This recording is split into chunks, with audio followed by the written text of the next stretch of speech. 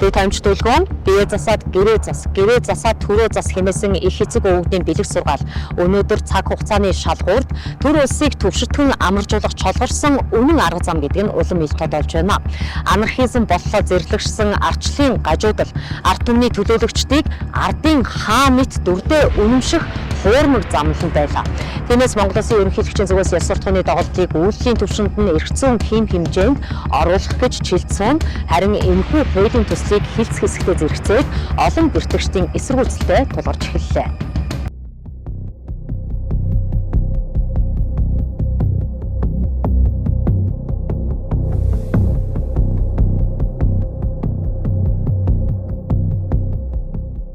Парламентын хуулинд улсын хурлд олон хоосон нам дангаараа засгаа бүрдүүлэх бүрэн боломжтой. Чухам ийм зохицуулалт байгаа учраас л улс төрийн намууд тус тусын үзэл баримтлал таацсан улс орны хэмжээлэх бодлогын өрсөлдөөн явуулах учиртай. Ингэж төлөвшөөгүй намууд бие хэл сэтгэлийн гурамсан түвшинд ёс зүйн боловсрал эзэмшээгүй өлсөглөн бэлтгэргнүүдийг нийгэм улс төрд бэлтгэн гаргасаар байна. Үүний үр дүнд Монгол Улсын үндэсний эрх ашиг уланд гიშгдэн Монголын жинхэнэ ард түмний хүсэл эрмэлзэл салхинд хийсэх хамхуулга тогтворгүй хийсгэнүр болчиход байна. Юун түрүүнд цаг үе цахим улс төрийн тоймдоо улсын хурлын гишүүдийн төрийн сүлдэндээ өргөсөн тангарагыг сануулахыг хүсэж байна. Улсын хурлын гишүүний тангараг Монгол Улсын их хурлын гишүүн бие ард түмнийхээ элчийн хувьд нийт иргэн улсын ашиг сонирхлыг эрхэмлэг төрт ёс төв соёлынхоо уламжлалыг хүндэтгэж Монгол Улсын үндсэн хуулийг дээдлэн сахиж авилга ашиг сонирхлоос ангид байж гишүүний үүргээ чин шударгаар биелүүлэхийг тангаргалъя. Миний бие энэхүү тангарагаас нэгцвэл хуулийн хариуцлага хүлээн гэжээ.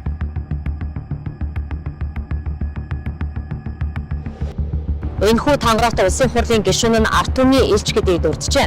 Ард түмний элчийн хувьар нийт улсын ашиг сонирхлыг эрхэмлэн төрт ёсоо хүндэтгэхийн сацуу үндсэн хуулиар дээдлэх үүрэгтэй. Тэгвэл үндсэн хуулинд улсын хурлын гишүүн дээдлүүлэх хэд хэдэн эрх ямыг тусгасан би үүнд гишүүний халдашгүй эрх гэх нэгэн томьёоллыг тусгасныг өдгөөгийн анархист арчлын буйнд бүцчээд байгаа парламент.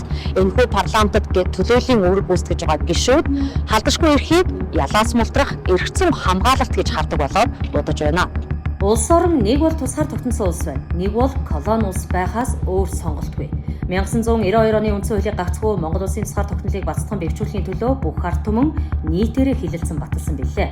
Харамсалтай нь бүгд найрамдахтад ард улсын хөгжлийн галт тэргэнд бүтэн улсаар нь суулгаж явсан экс ерөнхий сайд Оюун Эрдэнэ улсын хурлын гишүүнийг үндсэн хуулинд үнэнч байгаагүйхэн төлөө эргүүлэн татах хуулийн төслийг хилц хэсгийг дэмжих байнгын хорооны хурал дээр үхэлтэн тэмцэлдэж өөрийн халаасны гишүүдийг бүгдийг энэ хуулийн төслийн эсрэг туршин суулгав.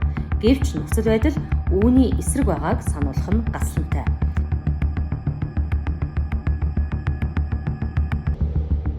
Хамтрасан засгийн газар байгуулад тэргүүлэхдээ хамтрасан засгийн газрын нэрийдлэр сөрөг хүчингү болгож ардсан намынхаа албан тушаалаар бүтээмжийн менежер гэдэг нэрийдлэр албан тушаалаар амыг нь таглаж жинхэнэ парламентын дархлаанд халдаж өөрийнхөө эсрэг дуурсан их хурлын гишүүн Лодоо Самбуу өөр бусад одоо гишүүд байна. Баярмаа Анар инх төвшин гэд эдгээр гишүүдийг та хар бэхийн хонглоороо болвол явуулсан гэдгийг би хэлээгүй энэ гишүүд ч өөрсдөө хэлсэн шүү.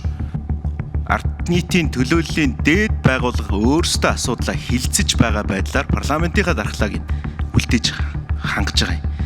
Хэрвээ одоо хүчин төгөлдөр үйлчилж байгаа хуультайгаа энтэйгээ зэрэгцээд энэ дараачийнхын жагсаалтаас нь шууд оруулахгүй гэдэг хуулийн зохицуул энэ ёстой хэн нэгэн зориулсан хууль болох байна. Тэдний хэлдэг үнний хувьтай энэ нөхцөл байдал ганц Оюун Эрдэнэ үеэс эхлэлтэй бус стандарт бус засгийн газрыг үүсгэн байгуулалцаж Монгол улсыг харийнхан цөлмүүлэх үүд хаалгыг нээсэн 2008 оноос хойш 20 гаруй жил яг энэ замлаар Монгол улсын парламентын үйл ажиллагаа явж байна.